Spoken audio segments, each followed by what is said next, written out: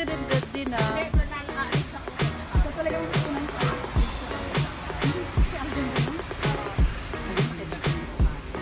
Parang utang sa loob.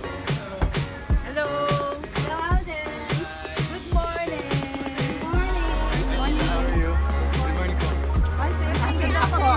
Kahit palitarado, hindi ako maliligo. Birthday niya. Uy, pa isa na nga, birthday. Alin, say hi ka naman kay Shane sa anak ko. Hi, Shane. Thank you! Thank you. Thank you! Hello, Lover Cats! At ayan, kakatapos nga lang ng sugod bahay at ang susunod na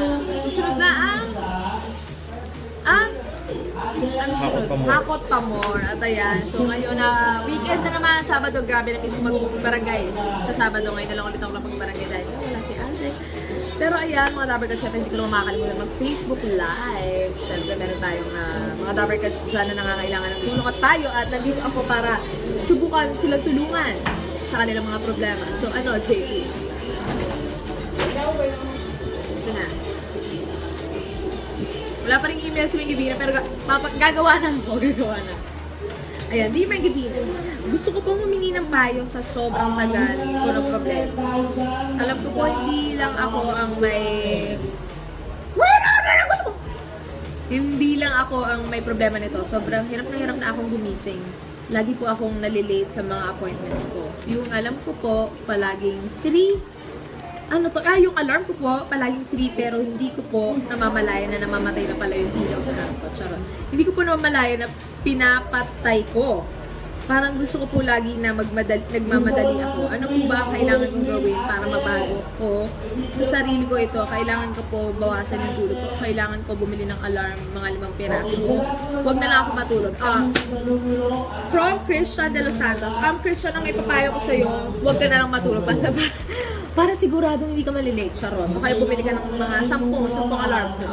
Ayan, ay naku kasi, isa lang naman ang reason siguro kung bakit ka na-late, bakit hindi ka nagigising sa alarm mo. At iyon ay dahil lagi kang nagpupuyat. I-assume ko na lang lagi kang nagpupuyat siguro dahil lagi kang, kung ano man ang ginagawa mo para mapuyat ka. Kaya nakoconsume yung oras mo sa umaga. Kaya sarap na sarap kang matulog. Ang may isasuggest ko sa'yo ay matulog ka ng maaga. Ayan, matulog ka ng umaga, tigilan mo nakaka-cellphone, nakakadota kung ano man ang ginagawa mo sa gabi. At sanayin mo yung sarili mo kasi siguro talagang nasanay ka na lagi kang nalilate. Pero kasi hindi maganda yun eh. Siyempre, professionalism, kailangan lagi kang on time. Alam mo, malaking bagay kasi yun ay hindi mo pwedeng hayaan na ganyan ka na lang hanggang sa tumanda. Kasi kapag, kung ilang taong ka man, o kung nag-aaral ka man, o kung ano man ang profesyon mo, ay mali kasi na, alam mo yun, nasanay ka sa ganyan. Kasi kapag tumanda ka, kapag nagkatrabaho ka, na hindi yan pwede sa trabaho mo. Naku, hindi mo pwedeng sabihin na, hindi mo pwedeng idahilan na hindi ka nagising sa alarm mo, kahit may alarm mo, kahit hindi ka na natulog, na-late ka pa din. Naku, hindi na acceptable yung mga ganyang kaya mga ganyang ganun. Kaya ayun, may papayo ko lang sa naman sa'yo ay matulog ka ng maaga. At siguraduhin mo yung alarm mo ay malakas. Kung ayaw mo, pabili ka ng, ang tawag doon? Bell? At tagalog ng bell? Kampana. Ayan, pabili ka ng kampana, bumili ka ng kampana kasi laki nung sa simbahan.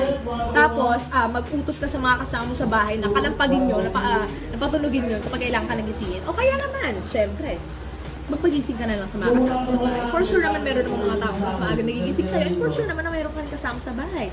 Kaya yan, magpatulog ka sa kanila, huwag ka kamo nilang tantanang, bugusan ka kamo namin, natulog ko kayo ng malamig na tulog para magising ka. Ayun lang.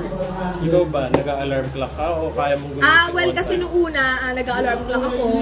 Hanggang ngayon naman, nag-alarm ako, pero kasi yung body clock ko, nasanay na rin. So, kahit hindi ako magising sa alarm, kahit yung sobrang puwento ko, kaya hindi nag-ring yung alarm ko, nagigising pa rin ako on time. Kasi nasanay na ako gumigising ng ganung oras. So, ayan, eventually kapag araw-araw mo ginawa yan, pag nagpagising or kapag pinalitan mo yung alarm mo, kapag natulog ka ng mas maaga, masasanay din yung body clock mo na gumising sa ganitong oras. Kaya ayun, yun ang papaya ko sa'yo kasi hindi maganda yung laging nalilate. Kailangan i-set niyo yung priorities mo. Oo, kailangan i-set mo yung priorities mo kasi pag tumanda ka talaga, pag nagtatrabaho ka, hindi ka na pwedeng maging ganyan. Sobrang laking bagay sa trabaho yung pagiging punctual. Kaya sa mga oras, hindi ka pwedeng nalilate, hindi mo pwedeng idahilan na traffic. Kahit hindi sa trabaho, kahit saan, di ba? Kahit saan, kahit sa eskwela. Kasi syempre yung mga bata, nadadahilan pa nila na kasi hindi sila nagising o hindi sila nakapag-commute. Kasi pag nag-aaral pa tayo, medyo acceptable pa yun, lalo pag mga grade school. Pero syempre, grade school. Susunod ka sa akin grade school. So malamang siguro nagkatrabaho ka na. Kaya ayun, set your priorities in order.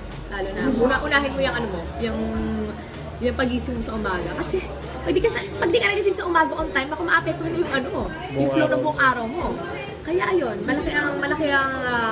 malaking bagay ang ginagawa natin sa umaga. Sa pagdilat ng ating mata, malaking bagay ang mood natin, pagising natin, kaya ayun, huwag mong mabaliwala. Ayun yun lang, and may sasuggest ko rin sa'yo na kung nababad trip ka dahil hindi ka sanay sa ganyang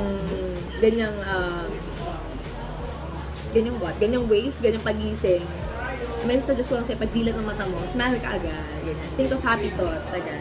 Yung agad ako namang gawin kasi makaka-apekto. Tulad nga nasabi ko, yung mood ko sa umaga makaka-apekto yung buong araw. Kaya mas okay na happy ka sa umaga para happy ka din pag natulog ka. And don't forget to pray. Ayun lang, ang Christian, sana katulong ako sa'yo at sana magising ka bukas on time kung kailangan ka. Ayan, thank you, Dabarkas. Happy weekend sa inyo. And sana mag-enjoy kayo ngayong Sabado at bukas ng Sunday. Huwag kalimutan magsimba. Huwag kalimutan gumising sa umaga. Imulat ang mata pagising sa umaga. Bumangon na sa kama. Kung inaantok pa, rumundag-lundag ka. 1 plus 1 equals 2.